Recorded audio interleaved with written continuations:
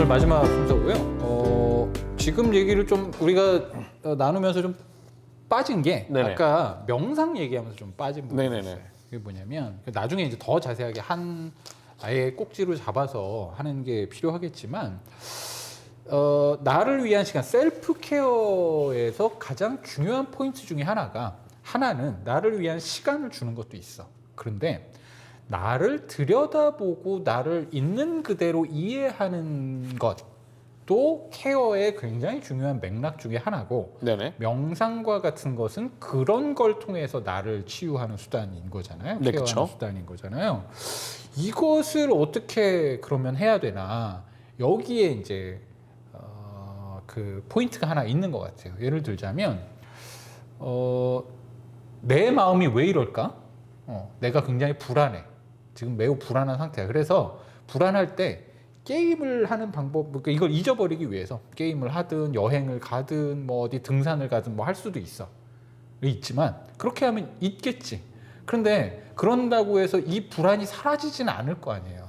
사실은 잠깐 덮어두는 거지. 사실 불안을 근원적으로 없앨 수 있는 방법이란 건 물론 없어요. 그래서 그걸 억누르기 위해서 우리가 다른 활동들에 몰입해보고 이걸 하라고 권장을 하는 건데, 그렇더라도 얘 자체가 사라지지는 않고 갔다 오면 또 똑같은 상태가 돼. 이건 또 우리가 바라는 바는 아니잖아요. 그럴 때 가능한 방법으로 자기 마음을 객관적으로 들여다보는 일을 이제 우리가 권하잖아요. 객관화시켜서 본다라고 얘기하는데, 이거를 어떻게 하면 이런 방법이 뭘까? 아까 이제 넌 저지멘탈 우리 전에 했던 것처럼 그런 방법이 뭘까? 이걸 이렇게 표현하시더라고요. 다른 우리 유튜브 한 분, 이분 외국인이셨는데 네. 이름은 기억이 안 나 지금.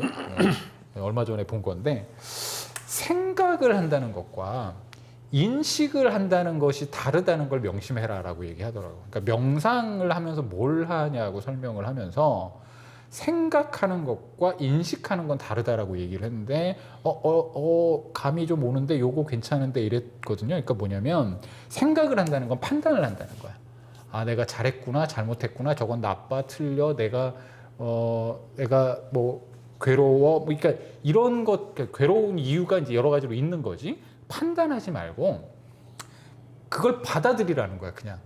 그 뭐냐면 내가 직장 상사가 나한테 막 뭐라고 화를 내가지고 내가 지금 그러면 앞으로 내 직장 생활이 앞으로 어떻게 될 건가 불안한 뭐 이런 상태라고 하면, 그래서 내가 잘못했고 내가 그때 뭘 잘못했고 그 상사는 뭐니까 어떻게 했어야 되고 이게 아니라 내가 지금 불안하구나라고 인식하라는 얘기를 하더라고요. 네네, 맞아요.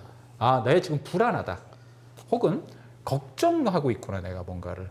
아니면 내가 뭔가 굉장히 초조하구나.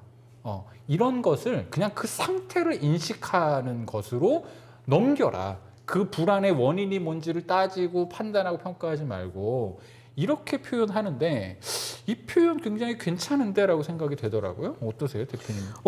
저는 굉장히 오늘의 주제에 맞닿아 있다고 생각을 하는데요.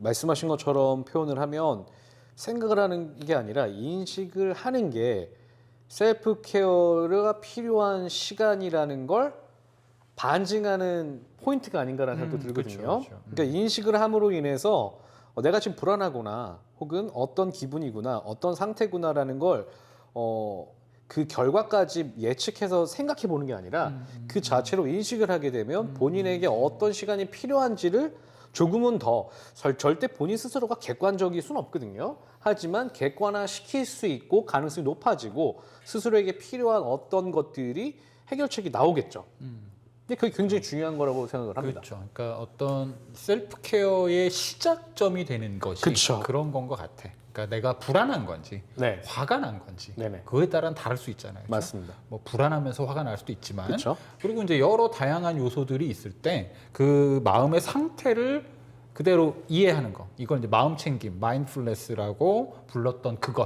그것이 그 전 단계로 굉장히 필요하고 의미 있는 작업일 수 맞습니다. 있겠다라고 생각합니다.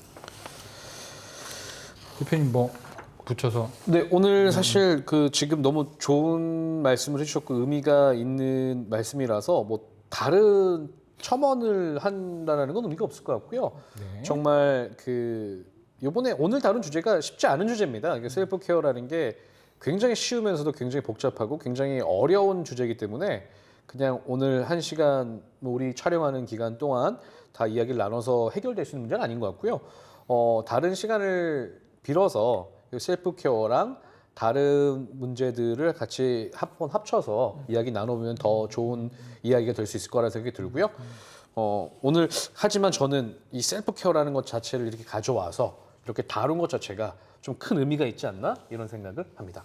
예, 본인이 주제를 정하셨다고 네, 그런 좋은 아니, 뭐 훈훈한 뭐 그런 건 아니고요. 뭐 이게 정말 좀 꼭 필요하다고 생각을 했어요. 이제 셀프 케어라는 게 저도 사실 이제 나이가 들어서 해외에 나가서 있다 들어왔기 때문에 이제 전공이 이쪽이었기 때문에 맞아요. 이걸 들을 때마다 셀프 케어?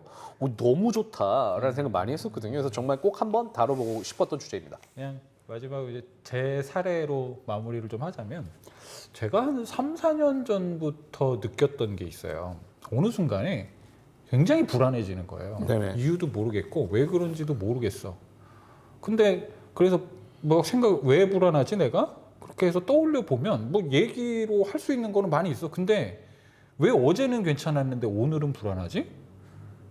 이러고 봤더니 그리고 원인을 그러니까 불안의 원인이라기보다는 그 차이가 왜 생겼을까를 이제 들여다봤어요. 그랬더니 전날 술을 엄청 먹으면 다음날 불안해져요. 네네. 근데 이게 봤더니 이 알코올 중독의 이제 초기 증상 같은 거로 그런 게 있더라고요. 네네. 술을 깰 때쯤 해서 불안해져요. 이게 저 비슷한 증상 계신 분들은 그런 게 있습니다. 어쨌든 그거더라고요 보니까. 근데 제가 그걸 찾아냈던 건 이게 뭔가 마음이 다른데 어제 마음하고 오늘 마음이 달라라는 걸 인지하는 거예요. 그러니까 제가 뭐 이런 마음 챙김 뭐 이런 거를 이렇게 공부해서 했다기보다는 그냥 스스로를 저는 저 감정에 대해서 되게 솔직해지려고 노력을 하는데 그 과정 중에 하나로 보이더라고요.